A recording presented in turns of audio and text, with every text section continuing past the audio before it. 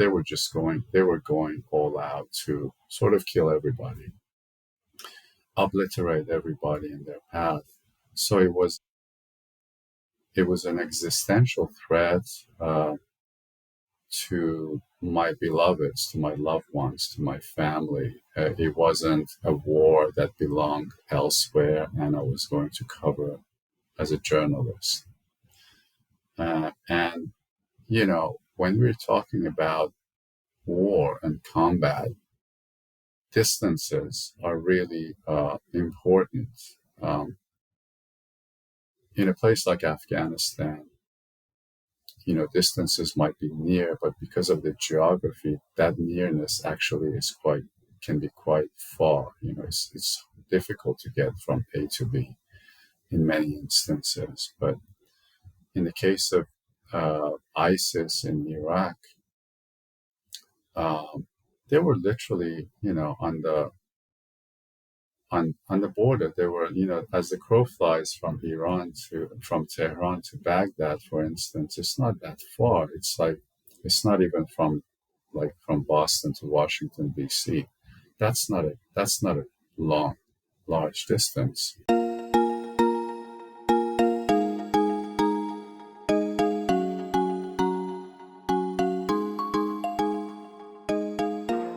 Hi, everyone. This is AJ Woodhams, host of the War Books podcast, where I interview today's best authors writing about war-related topics. Today is a big day for the show, an episode I am super excited for, because today I have Salar Abdoh talking about his most recent novel, Out of Mesopotamia. Salar was born in Iran and splits his time between Tehran and New York City. He's the author of the novels Tehran at Twilight, The Poet Game, and Opium, and he is the editor of Tehran Noir. He teaches in the MFA program at the City College of New York, the MFA program that I went to. His latest novel we're talking about today, Out of Mesopotamia, but he also has another one on the way out this November called In a Nearby Country Called Love. Salar, how are you doing today? It's a pleasure to be with you, AJ. My former graduate student, a fantastic writer, whose thesis I worked on, whom I saw win one of the big awards at City College Writing at the end of the year. So it's a special pleasure of all the interviews I've done to be on this particular show with you. Thank you so much for saying that. And the pleasure is all mine. So, you were my mentor, my friend, one of my favorite writers. And I told you about, we were having coffee and I told you about this podcast and this show before I had even started it. And I really wanted to ask you on, like, as back then, but I was like, no, he'll pity me. He'll come on. But there's, I don't want to ask too much of him. And so now we're like 30 episodes in and here you are on my show. So thank you. Thank you. It's lovely, and it's lovely to work with you. And also, I want everyone to know that you're also the creator of my website. Yeah, there's many talents coming from the War Books podcast studio, one of which is building websites. So check out solarabdo.com too, all you people out there. So your book, Out of Mesopotamia, which I really loved, and I talked to several people. I just had Phil Clay on the show. He also was talking to me about how much he really loved your book. It's gotten a lot of praise. One of the questions that I like authors to start out answering is, in your own words, could you just tell us, what is your book about? Sure. First of all, I'll quickly, because you mentioned Phil Clay, he's also one of my favorite authors. I consider him a friend, and I'm glad he came on your show, and I'll take it from there. Out of Mesopotamia is basically about a man who finds himself a journalist who gets sucked in to the situation of combat and war and sort of crosses that line of being a journalist. He's no longer a journalist. He has to pick up a gun and actually. And then at the same time, he's living these other lives back home, as a occasional writer of art, art, art, art writer, theater writer, cinema writer. And how, so the book is really about war and combat, but more importantly, how war and combat manifests itself in the 21st century. When the whole geography of the Middle East started to change right around 2014, because the entity called ISIS started to occupy large swaths of Syria during their civil war, and then they, like a juggernaut, they came into northern Iraq, and very, very fast, very quickly, they were at the gates of Baghdad and moving south. And at that time, I'm always sort of engaged with, for many years now, with war documentarians and war photographers, and just the neighborhood of the Middle East is so caught up in war in one way or another, whether it's to the east of Iran, in Afghanistan, or to the west in Iraq, and also other places. I've always sort of been involved in combat-related things in one way or another. And in 2014, I was with a war documentarian friend and colleague of mine, and we were in southern Iraq. And at that time, there was a real fear of ISIS simply taking over all of Mesopotamia. And it's hard for somebody who has not been there and doesn't know that geography to understand the gravity of the situation and how that would have changed the entire situation of the world. But, there were pockets of ISIS as far south as the lakes around Karbala, which is quite a bit south. And there was no real opposition to them. The Iraqi army was in absolute disarray.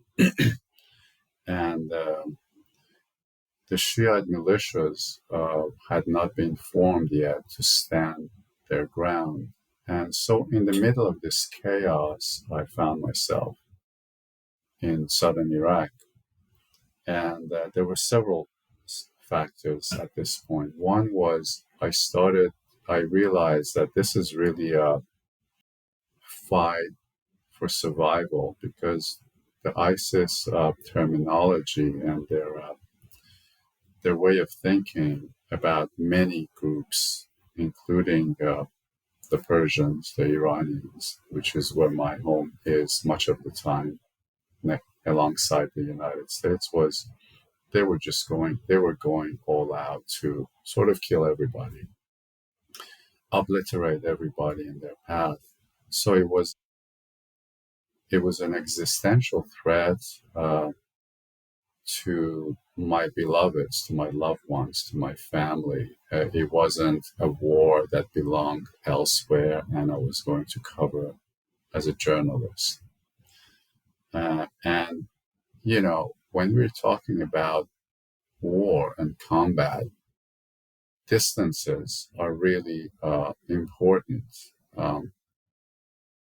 In a place like Afghanistan, distances might be near, but because of the geography, that nearness actually can be quite far. It's difficult to get from A to B in many instances. But in the case of ISIS in Iraq, they were literally, on the border. They were, as the crow flies from Tehran to Baghdad, for instance, it's not that far. It's not even from Boston to Washington, D.C. That's not a large distance. And so I became involved in it in a very personal way. But and then I on I started to wonder, and I started, I being, Tehran at twilight was also about war in many ways, was about war reporting and fixers and things like that. So I knew that world, and not to make a big issue of this or be too critical, but when you're in a situation, when you're inside the cauldron of a war and things are happening, and then you read journalists, reporters reporting on the war. Sometimes, not always, but sometimes you're really disappointed. You kind of, you being in it, you see them as like sort of uh, armchair or Friday or Monday or whatever uh, witnesses, and you begin to see that a lot of times they don't quite know what they're talking about, or they're going after things that they've already made their minds up. So if you go, let's say you've made up your mind on, let's say, the Shiite militias, that they're evil.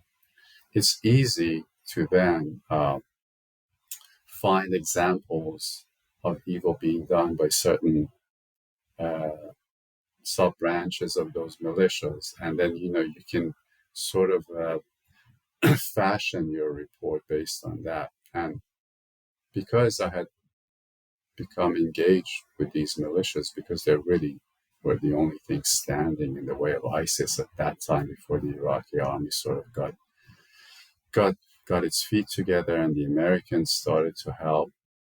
I realized these are human beings.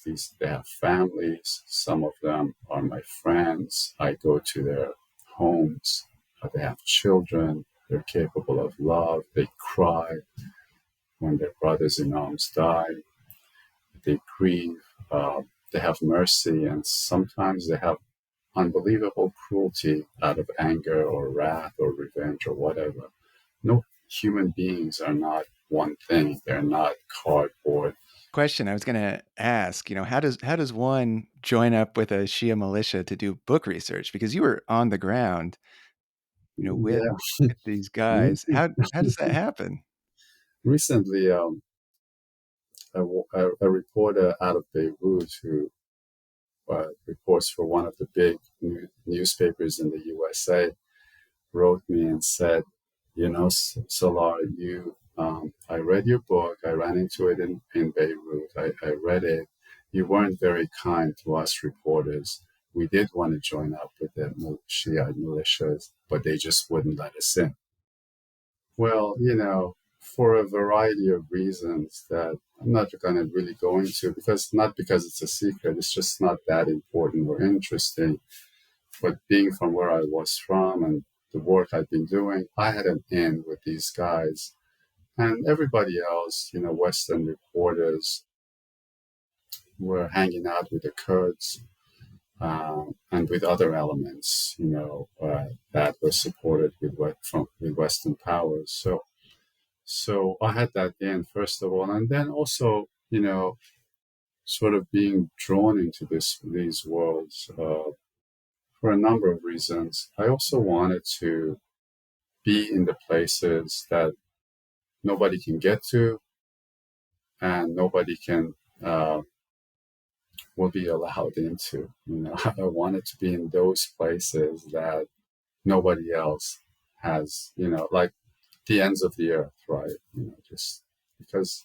And this war was, and I talk about it in the book. This was very chaotic. I mean, it was very, among these militias, some of them are vastly experienced because they've known one war after another, but many of them are not experienced at all. And the age range is insane. It goes from, 15 to 80, and then you find yourself in the middle of this madness in a geography that's very dangerous and also somewhat and completely unprofessional in many ways.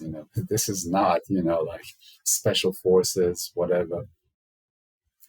but with a lot of weaponry, and a lot of danger. And the combat situations very, very close at times. Just to give, not to make this too long, but just to give a comparison.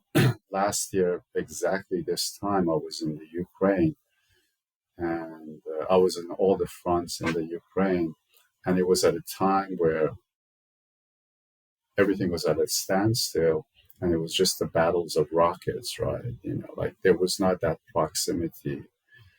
Even in Bakhmut, where I was, it was from distance. But in northern Iraq, where I found myself, like you could hear these guys, and I sort of begin the book that way. You can hear the guy who wants to kill you, rousing himself with his Allahu Akbar, God is great. And that really, the the war in Ukraine puts one kind of chill in your bones, but that other war puts another kind of chill in your bones. The qualities are very different.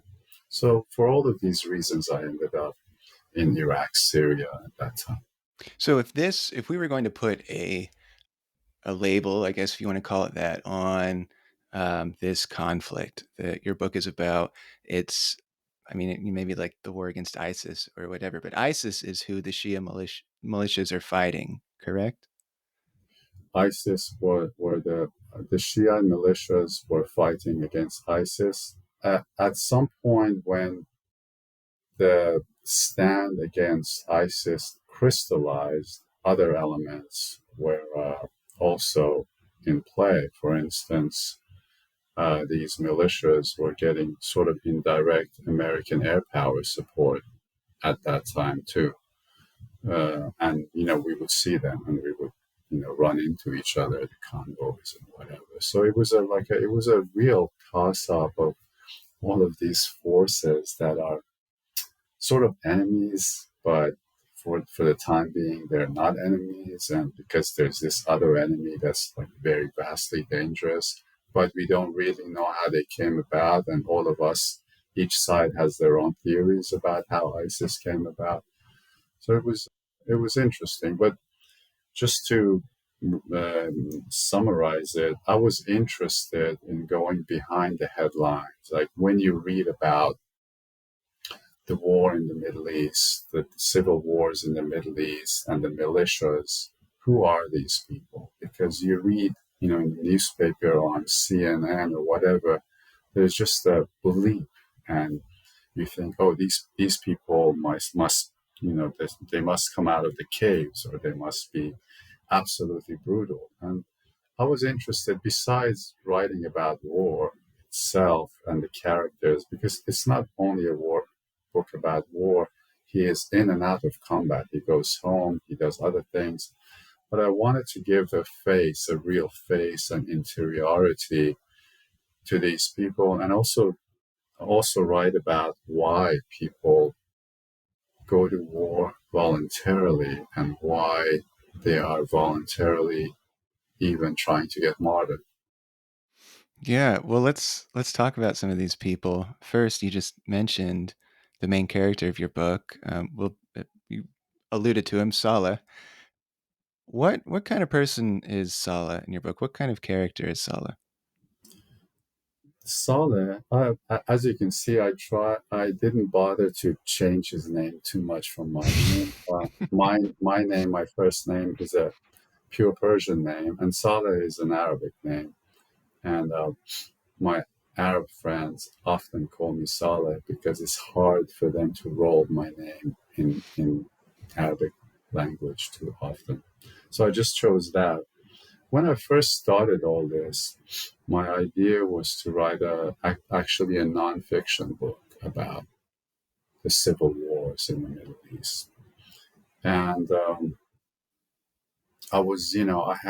I had many balls in the air at that time. I was teaching in New York. I was working on screenplays in Tehran. I was writing art art reviews in Tehran.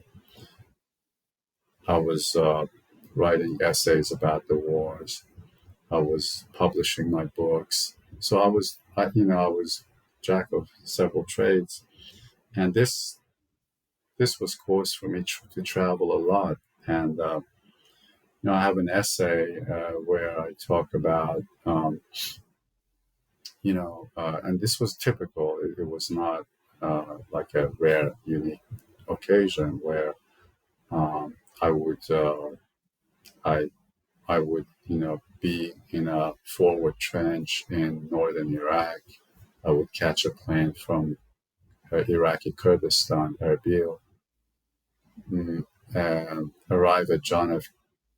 Kennedy Airport, immediately take a cab, go to the City College of New York to get there in time to teach my graduate course in fiction workshop. And that the these multiplicity of worlds that I was living in, or for instance, I would be in a forward trench. I would go with a convoy back to Baghdad, catch a plane to Tehran, all within a few hours. And Tehran is quite a cosmopolitan city, actually. There's a big cafe culture. So I would go from a forward trench to, to one of the,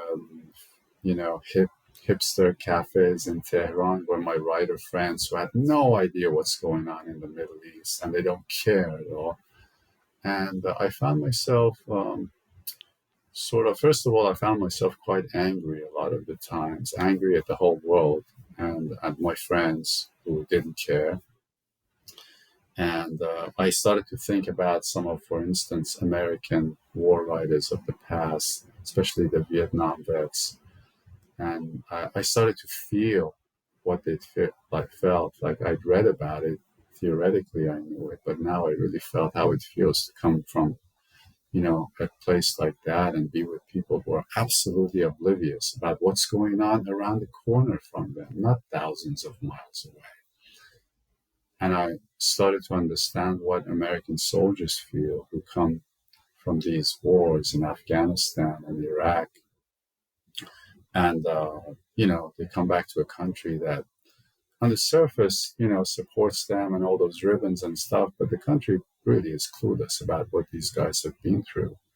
And it's interesting that some of my most closest readers and supporters of Out of Mesopotamia have turned out in these past few years to be actually American vets. People like Phil Clay and other people who've read this book. But so I started with nonfiction, but in my mind, but I realized that my life was too chaotic. I would say somewhat insane. And I just could not fit that insanity into the straitjacket of nonfiction. It just wasn't possible because as tragic as war can be and all of that, it's can be also absolutely absurd and very funny. Okay, you're in in crazy situations, and I thought, okay, I'll put it all into a fiction book, and that will allow me also to treat all of the characters I have and Salah himself in the ways that are not too far removed from my own life, and yet I can take one step away and just sort of bring it all together. Yeah, well, speaking of kind of the absurdity of what goes on in your book, a big theme is martyrdom, which I think is probably where we see the most absurdity. Talk about well, one, I'm curious about the role that martyrdom plays within Iranian society. So I'm curious about that, but then talk a little bit about martyrdom in your book and why you wrote it the way you did. Martyrdom is very interesting. As we talk, right this day today, it is like the I believe they're the two biggest days of Shiite ceremonies in the world, of the martyrdom of Imam Hussein. Shiism, the Shiite branch of Islam, is mm, gets its very raison d'être, its very reason for being, via the channel of martyrdom. Shiism begins with the martyrdom of Imam Hussein 1400 odd years ago. So, and I won't get into the specifics of that. That's just a whole other thing. But so it's a part of the culture. It's a part of the culture of becoming a martyr and sort of putting that on a pedestal. It doesn't mean that everybody in places like Iran and other countries where there's a big Shiite minority or majority, that everybody's sitting around waiting to be martyred. But it is certainly within my milieu of intellectuals in Iran. They want to have nothing to do with that. But it is a big part of the culture. And it always has been. And when I began to make my journeys to to the geographies of war in Iraq and Syria, and I was with the Arab contingents most of the time, but I would run into pockets of Iranian volunteers too. The Iranian volunteers, I mean, the reports by some of the most important newspapers in America will tell you that the Islamic Republic of Iran was just busing these people, over there, blah, blah, paying them. But I was there, I saw with my own eyes. A lot of these guys were not getting paid a cent to be there. They were selling the shirts off their back to come to these geographies and fight for what they call the holy places, right? Because ISIS was basically going around and blowing up every Christian or Shiite or Yazidi or whatever holy site, and abusing those people. So these people, and I became, I was fascinated. What causes a young man, and sometimes not so young, to just get up, leave everything, sell everything, and you know, come to Baghdad, end up in a place like Samarra or something, and wait for a convoy to accept him, for a militia to accept him, to go to battle, and most probably die. I mean, I it's just that's spellbinding. You just can't. You cannot compare it to anything else that happens in life. And I started to spend a lot of time with these men. And these are all people they're there for no other reason than they're seeking martyrdom. I talk about it in the book, and like the recent short story that I also had talks about it too.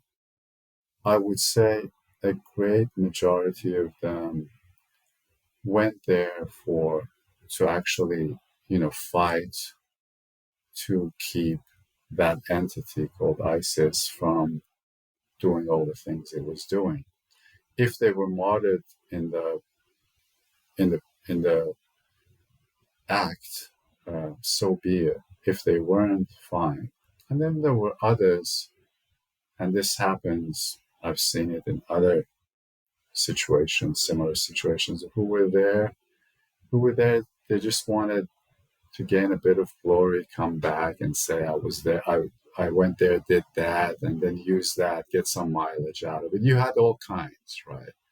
And I became interested in that too. Like, who is a genuine would-be martyr? Who is acting uh, and who is a real fighter and who is a coward even. And that in itself became a study that began to fascinate me. And the ways it manifested itself in everyday life, you know, how you conduct yourself in a forward trench where your enemy is basically does not care at all if they die or not. So they're sort of into the whole martyrdom thing as well in a via a different channel, right? But imagine you're sitting in a forward trench and this Toyota van filled to the till with ammo, with incendiaries, is coming at you full force.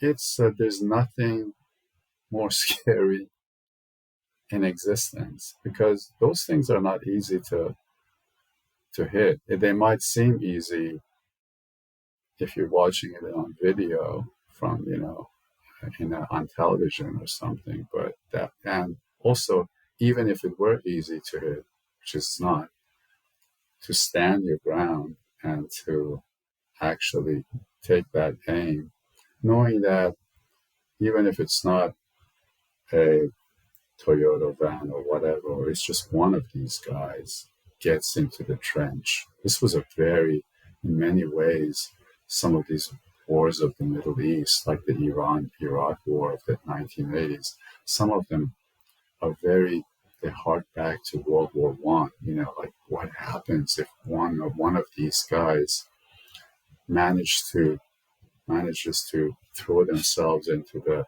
what they call the Sata, the Arabs call this forward trench. 40 guys are blown up. You have no chance. You have no chance. So who is who in this group of people who is who walks the walk and talks the talk, and that, for a writer, these are the material that, not just war novels, any novel, right? You want to know what makes these guys tick. Yeah. Well, when you were just talking, I was reminded, just like thinking about ISIS and like the types of people. It is important to note that, I guess they too were seeking martyrdom in a lot of situations. So you've got a whole battlefield of people who are just trying to become martyrs. I remember talking to an Iraqi friend when ISIS invaded Iraq from Syria, and we were talking about how like the Iraqi army collapsed. And my Iraqi friend was like, "You don't understand. Like these guys, like they talking about ISIS. He's like, they want to die. Like they're running right at you, like in the hope of becoming martyrs and blowing something up." And he's like, "I don't blame the Iraqi army at all." It was a very complicated episode of history, but I think it's important to keep in mind kind of how suicidal that ISIS often was. Absolutely. So this was the scenario. The Iraqi army collapsed like immediately. It was in absolute disarray. The only group of people who could, face these guys head on were the Shiite militias. There was nobody else. So when Ayatollah Sistani, the grand Ayatollah of actually the entire Shiite world, not just Iraq, gave his fatwa that, you guys need to go and stand against this. At that point, when he gave that fatwa, all these Shiite men across Iraq, at that point, they had their marching orders. And the person who sort of did the management of this, because, war, combat is all about logistics. You might have all the uh, passion in the world to fight or be a martyr, but if you don't have logistics, if you don't have water, if you don't have food, if you don't have gasoline to get from A to B, the person who did this was Qasem Soleimani, the supreme commander of the Iranian forces and the commander of the special Quds Force of Iran, who was assassinated in Baghdad by American drones in 2020. So he was the person who actually brought it, and I was there. I saw it in 2014 when all of this was just starting. I would talk to the Iraqis, and they would say, basically, the Iraqi army had collapsed. They would say, Qasem Soleimani will take care of it. Like that was the general. That was the general, and he took care of it. But it was a close call. I think it was a close call. You know, no matter what people think about if so and so is a good person or an evil person. I mean, I've read or heard General Patrius, an extremely capable American general who called Qasem Soleimani something like the personification of evil, like whatever anybody thinks of this person or that person.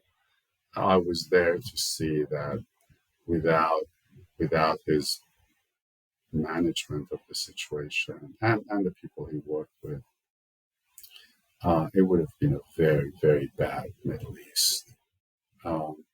And so the Americans and the other forces, Shia forces, were sort of working with each other. And then, of course, when as soon as that episode in history was over, and Mr. Trump became president, immediately stamped these militias as terrorists. Terrorists. So the irony of it all, and what people do, what governments do, based on what suits them, what's convenient at the time. Yeah, I marked a paragraph or two in your book that I was wondering if you wouldn't mind reading. Blame seemed to be going around today. Everyone drank their tea and said God's name too many times. The Americans were always the object of derision in these conversations, their occasional air support for us questionable at best. On the surface, we were fighting on the same side for a change, and against an enemy that wanted the earth itself to be gone. Over at places like Palmyra in Syria and Mosul, down the road from us, the enemy had gone on orgies of destruction of all things ancient, afterward gloating in their sick cruelty over priceless historical stones that could not fight or talk back. No wonder then that in the Mocha and up and down all the satires of the war, we quietly saw ourselves as the soldiers of civilization, even if no one else believed us or gave a shit. It was not something that was talked about, but it was there, in the air of every minor battle, and in the newscasts out of Iraq too. This was Nineveh, after all, the ancient capital of the Assyrians, the Nineveh of the Bible and the vast 2,700-year-old stone tablet library it had once held. We were certain we were fighting with something bigger than just Mesopotamia, and we were eating the bullets that the Americans, who despised our skin and our faces and our weapons, should have been eating right alongside us. The Americans saw us as rodents, and we saw them as a hollow Goliath. They laughed at our poetry and queer dancing in the middle of war, while we wept and held wakes after their friendly fires that killed our brothers. I wondered if anything at all, could ever bridge these suspicions. I wondered if the so-called friendly fire that had killed the three magi had not only been the Americans, but also thoroughly calculated. Still, even if we were to find out the truth about the murder of our boys, what then? What could we do with that information? Not much. I'd gradually come to think of them, the Americans, as entities beyond the realm of touch or comprehension. Now and then we would run into their convoys on the trunk roads of Iraq. We passed one another like ghosts in the afternoon. Their equipment and vehicles had the feel of high walls with no human beings visible from our vantage. They were extraterrestrials to us, here but not quite here. And sometimes I ask myself if we too were not just as invisible to them. Thank you for reading that. I wanted I wanted you to first, I love that passage because it's so interesting to me to hear what the perspective is in a war zone when it comes to Americans, especially in a situation where it's so incredibly murky who is on whose side, because you've got the Shia militias who are fighting ISIS, you've got the Americans who are fighting ISIS, but the Shia militias and the Americans are obviously not, they're not allies in the They're not the traditional best of sense. mates, They're no. not the best of mates, no. Well, talk about then from your experiences on the field, talk a little bit about this kind of weird relationship between the Americans on the battlefield and the Shia militias. Well, the twain never actually came together, right? Like the Americans and advisors did work with the regular Iraqi army, especially with some of their so-called special operations forces. Uh, so it was sort of a distant lack of trust, right? And but at the same time, uh, what's interesting about America is that, and I've seen it so many times in so many places, that there is a love and hate, right? Like a lot of these guys, given the opportunity, they would jump at the opportunity to come here to be in America. But at the same time, there is that sense that there is this entity that has no real understanding of what anything is, the stakes, the situations. I mean, in my new book, A Nearby Country Called Love, I have a passage with this Afghan refugee to Iran, and I've met many of these guys, and he talks about how an American uh, vehicle in Kabul runs over his uh, son, and somebody jumps out of the convoy and for his loss gives him $100. There are many reasons why uh, people in the world think one way or another about Americans, but so I can't tell you uh, if it was like just raw hatred or pretend raw hatred, because you see that a lot too, right? I ran into people over there who, I don't know, they'd come from Canada, the Canadian citizenship, some Iraqi guy from Canada with his sons, and to just fight ISIS and then go back to Canada, just hop in and hop out, like it's very, and also, I hung out with the Kurdish militias a lot, and with the Kurds, and the Shiites and the Kurds do not like each other at all, right? But I hang out with the Kurds, and even within them, there are different factions, right? There are factions that are supported by Iran. There are factions that are absolutely despise the Iranians. And but America is this force. It's like, I think of it as these science fiction films, right?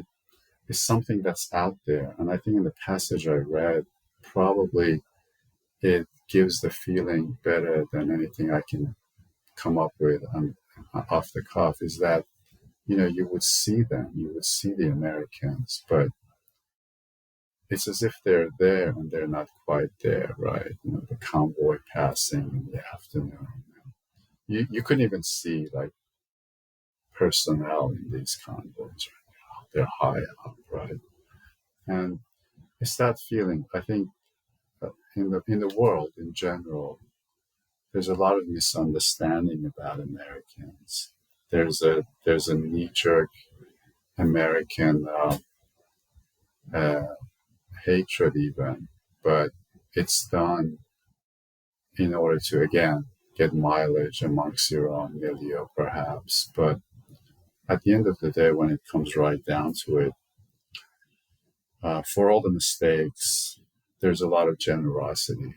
Uh, and Saleh talks about the generosity of the Americans and their occasional stinginess. Like you don't quite, Saleh, and then later in the novel, when that Frenchman comes and they talk about Americans, even the Frenchman doesn't quite know what to make of Americans, even though his family is there. It's like it really is. It's like an appreciation, but also a turn off.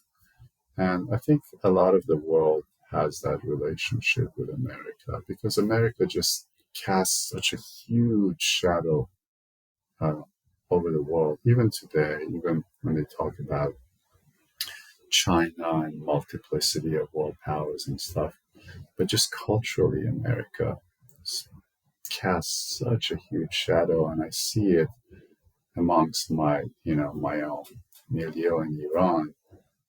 The intellectuals, the artists, they try to be hip on the latest American authors. I mean, they read people I don't even know who they are. So that just sort of permeates all of that those geographies. And so what happens that all of the reactions to the United States are exaggerated or over exaggerated. Love is exaggerated, hatred is exaggerated, and there's quite a bit of acting too, because that acting can actually score points for you. You can be in a situation where if you show, your dislike or despising of America, you will have scored points for whatever reason, and you may not quite believe that. So there's all of that. It's very, dealing with America is a very complicated thing, much more complicated, let's say, than with China or Russia or things like that. Those are much there's much far fewer layers to that than dealing with Americans. Yeah, that's interesting you say that. I'm reminded of when I was right out of college, I went to live in Jordan, and there was an Iraqi man, really really nice guy, friend of a friend, who was helping me find an apartment. And every time he would introduce me to somebody, he'd be like, "Look, like I'm an Iraqi and he's an American. Isn't that so funny?" And I didn't get it for the longest time. I was like, "What is he talking about?" And then like the more like we talked, like he's, America invaded and destroyed his country. And to me, in like my sheltered, Midwestern lifestyle, people had never really thought about, Iraqis as the enemy. But in Iraq, Americans were definitely thought of as the enemy. And it was such a strange moment for me to have to put myself in his place.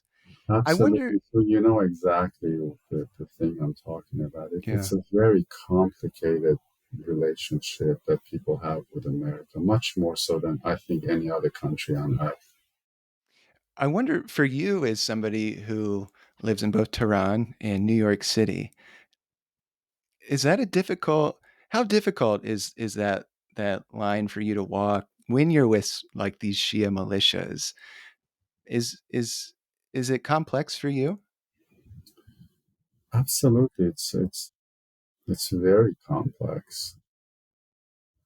And you have to, first of all, you have to sort of bite the bullet, so to speak, and be ready to be absolutely crushed or worse, right? Like things can happen. Because in these geographies, it's not just about negotiating your Americanness or your Persianness, but also within these geographies, there's so many antagonisms and uh, enmities, right? I gave an interview in Tehran last winter, and my name, Solar, first name, is a name that many Kurds have. Like many Kurds have my name. More Kurds have my name than Persians have my name. So in Iraq, being with Shiite militias, they would often think I'm Kurdish, and immediately that would create some sort of they would question me, and other things happen that I won't get into. But uh, so I was, like I and people like me walk that fine line all of the time, but particularly between, I think, the United States and Iran, it's been a particularly poignant, acute um, situation for over 4 decades now, right? And I remember when I was a child in Iran, America was such an enormous presence in that country, right? American military advisors, all of the American uh, arms arms companies were there. There were American schools. I So this is myself, obviously pre 1979. yeah, as Yeah. a child, I grew up in an ambience where I had contact with them all the time. So and then all of that was gone right overnight, and it was replaced by this terrible uh, enmity between the two. The hostage crisis and all of that. And I think what happened was the Islamic Republic sort of backed itself into a corner, right? Because American America bashing became a point of the revolution, like one of the pillars of the revolution became that. And long after, not many people believed in that anymore. It's like the hijab now. They think like if the hijab is gone, our revolution is finished. Well, the hijab is sort of gone between a lot of women. Everything's fine. But that became one of the pillars. Like America bashing became a pillar, the flag burning of America. And for people like me, and so after the revolution, so many Persians left, came to America and other countries, Europe, Australia, wherever. And for those of us who, and many didn't never went back, and many go back not very regularly, but I really live in these places. And for me, it's it can get sort of lonely because you can feel like you don't belong to either place, but at the same time you deeply belong to both places. I mean, in many ways, I'm much more comfortable in the United States. I listen to a lot of Americana music. I know all the country western, the classic country western musicians. It's not only my world, but it's my heart, right? And then I go to somewhere like Iran, and I'm driving down the highway, going from one, and I'm listening to, I don't know, to Hank Williams or something, on these long distances that are very much reminiscent of the Southwest of the United States. And it gets you somewhere, right? It gets you somewhere deep here, and you think, us human beings, it's so easy to actually be brothers and sisters, and it's as easy not to be, right? And then how that translates itself in combat and war is very similar, but it's just all of that is condensed into shorter periods. Like you might know somebody only for a week, and this has happened to me many times. You might be in a situation where you know somebody only for a week in a combat situation, but that person becomes such a huge uh, reality of your life. You're eating, sleeping, keeping watch, being engaged with the enemy all at the same time. And you might not even speak the same language very well. Like my Arabic is not that great. So, but, once you bid goodbye, or of course, if one of you dies, it's like it takes the heart out of you.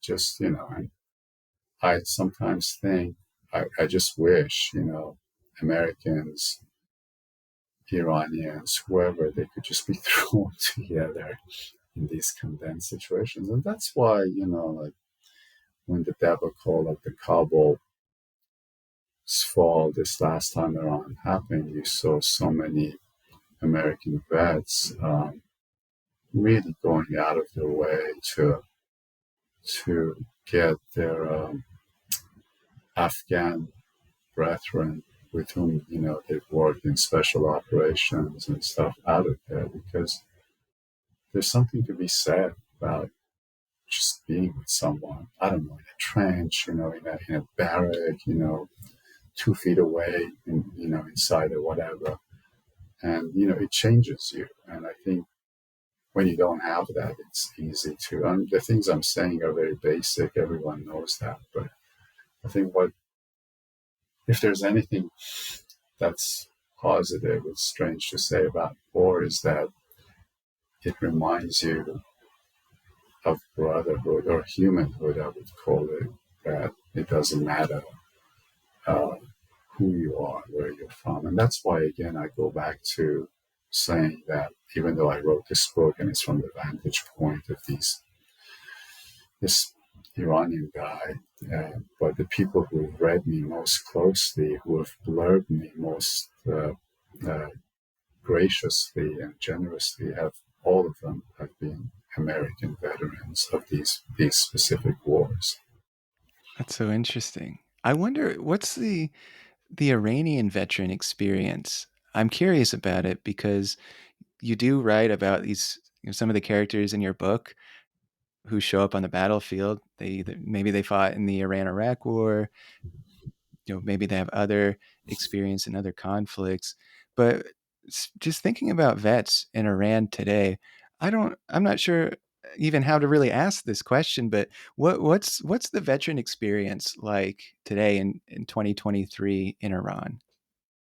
Recently, somebody sent me a short clip of these guys going into battle in the 1980s. And they quoted this guy, this gentleman who actually he himself was killed. I think he stepped on a mine. He created the best documentary of the Iran-Iraq War, like several hours long. And he quotes him saying that so-and-so, his last name was Avini. He says, you soldiers of today, you young men should uh, pray that you become martyred in this war. And the guy asks the soldier, why did so-and-so say that? And he said, so-and-so said that because he said,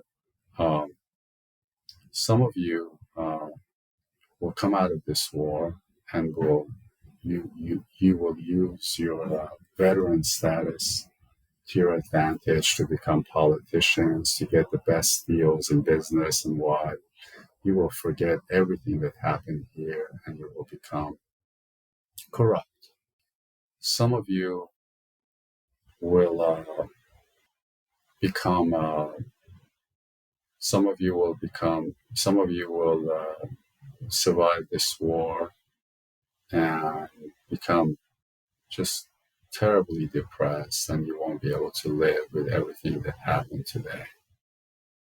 And then there was a third group, and you will be sorry about everything that you did, and you will question everything. So it's better.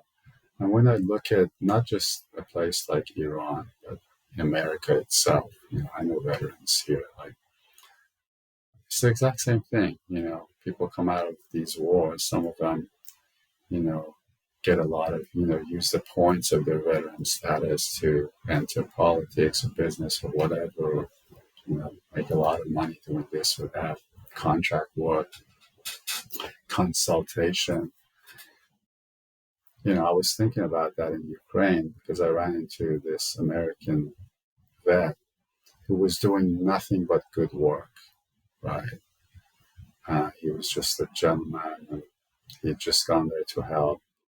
And there were others that I saw who you could tell they were consultants, and you know, they were there to make money. And, so it takes all of these kinds. I mean, in Iran, as in the United States, is the exact same thing. And, I know Iranian vets who were gassed. There's nothing like to see a man who was gassed, to see the things they have to go through on a daily basis is just really, really pretty horrendous. And Yeah, that's and it should be noted for the audience, the Iran-Iraq War was a terrible, I mean, massive loss of life.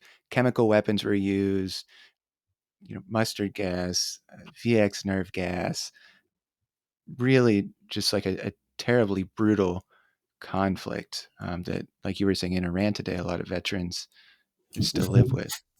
exactly. And I have friends who are veterans of that war, and some of them are exactly like this person said. Some of them are just depressed and not, very healthy in many ways. Some of them, are in government getting what they can out of their status. And sometimes I want to ask them, what was the exact day that you sold out? What was the day you went from being, a soldier fighting for your country to selling out? And some of them, there are these too. Some of them will tell you that. I have a friend, he'll say, like, the day the war ended, our whole platoon or whatever, we started crying, and we didn't want the war to end. And our commander said, "You idiots! Like, if if you like war so much, let me divide you in two, and you can fight each other and kill each other." You know, the thing that always gives me pause about war, when I've seen people write about war or talk about war, and I knew right away they didn't really know what they were talking about. They'd never been in those places. And anytime somebody will tell you, people will come out of the exact same situation with the same uh, baggage, they're wrong. And, I talk about it in Salah talks about it out of Mesopotamia. In America, a lot of people talk about PTSD. And I've seen PTSD in the Middle East. But I've also seen men, as Salah says in the book, I've seen men, nothing touches them. Nothing you could do touches them. And they're not robots. They're not devoid of feeling, but like it just like they shrug it off. And that's an interesting phenomenon to me. And, I don't have an answer why one person acts one way or one person acts another way. But the thing about war is that people just come out of it differently. The way people come out of any situation differently, right? Yeah. Well, what are you hoping that when they read your book, what are you hoping that readers take away from it? The thing, you know, I obviously I had read many of the American war writers of the past, and I quote them at some length, whether it's Hemingway or the great Vietnam War writer whose name uh, Tim is O'Brien? Tim O'Brien. I quote these people through Solid because I want my audience to know that there's a respect there, right? There's a respect. I think I want the same respect in return. I want an American audience, a Western audience to come to this book uh, able or ready to go into these lives and see them beyond the headlines, beyond the cliches of this Shiite militia or that guy or did this guy did this. I mean, in the book, I have a woman based on a true person who goes around cutting off heads of ISIS enemy combatants, right? That person really existed. But I don't condone that. But I try to show through Salar how a person could get to that point. And I think the job of a writer is to show these complexities in human beings. You know, if evil is done, if goodness is done, how does that happen? Why does that happen? How does a woman who's, like I've told this story a couple of times before to people. I was I was in Iraqi Kurdistan, and I was talking to the only therapist, Kurdish therapist who existed for this camp, right? And he said, Mr. Salar, what can I tell a woman who, and they were talking about what ISIS did to them. What can I tell a woman whose husband has been killed in front of her, whose brothers and sons have been killed and their heads cut off in front of her, her daughter's raped in front of her, she herself raped? Like, what kind of therapy can I give this person? Is such a thing even possible, right? And of course, the answer to me is no, it's not. Like, there's a point beyond which that level of brutality and suffering, and you see it so much in some of these places, it's just that there's a no return point. So I think in this book, one of the things I was trying to say is that there are people who do really, really cruel things in revenge, right? Like, for instance, there's a chapter in Out of Mesopotamia where they catch this young ISIS guy from North Africa. And Saleh talks about how they kind of brutalized them before they killed them. He doesn't condone that at all, and he actually suffers for it. But then quickly he puts that suffering away and goes on because revenge is a real thing. It's a real feeling, and if you're in those situations, and again, Saleh talks about it like we had gotten our butts kicked by these guys. They were like outside of the gates of Samara, and we had to hold them off. We were ashamed, we were beaten, and then once we started to fight back and chase them, the feeling was like we were hunters. It was like, and they were prey, and we loved it.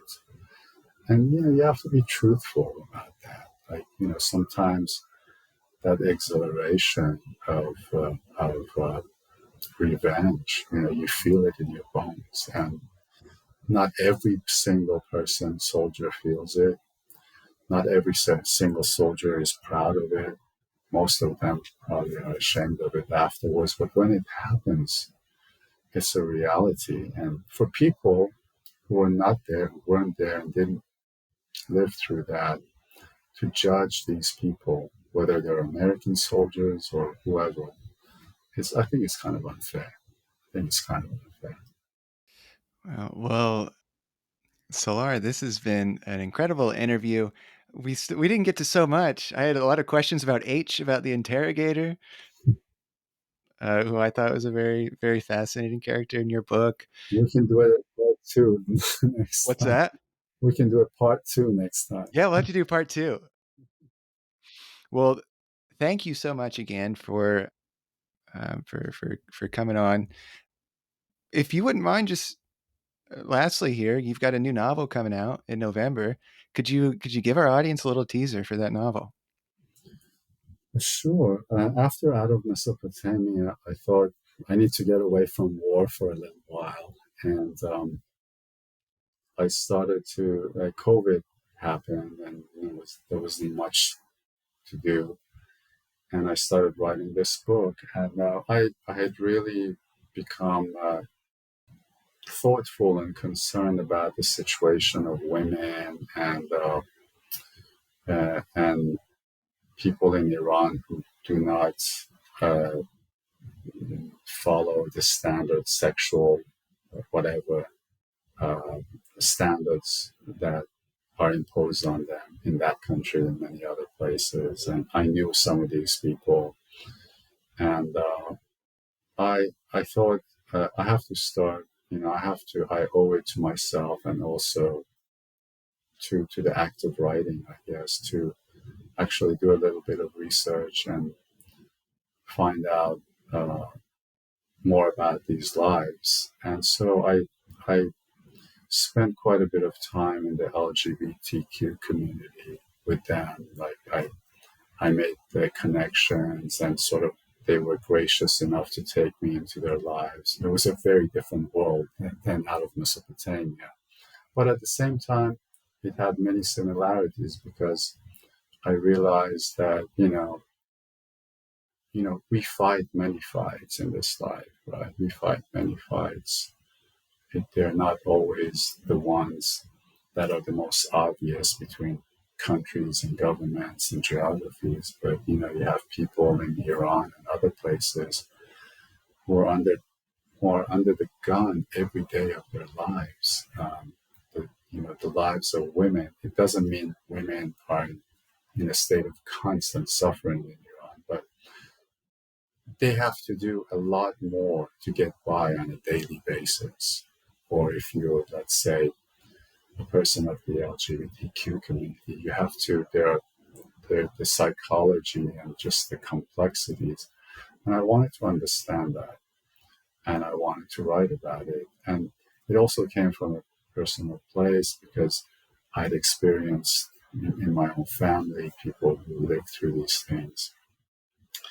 And that's what I did. Uh, but most importantly, I wanted to write about all of this is to say I wanted to write it from like a man's point of view, a person like me who sort of comes to this new paradigm we live in the world where things are changing between, whether it's sexual identity and whatever, and how does a person like me actually deals with that? Basically, the novel in one sentence is learning how to be a man, right? And again, the person, he's had military experience this time in other places, and so so there's a little bit of that. But and then once the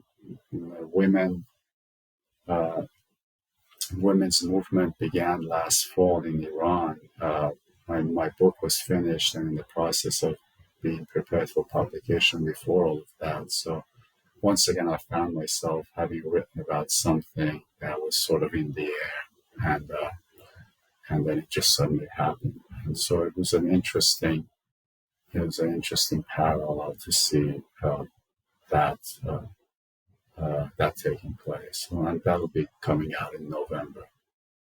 Great. Well, Salar Abdoh, out of Mesopotamia. Go pick up a copy. Go check it out from your library. What an incredible story. And Salar, thank you for joining me here today. Thank you very much. And I hope your podcast does great and gathers millions and billions of readers. Thank you. Thank you.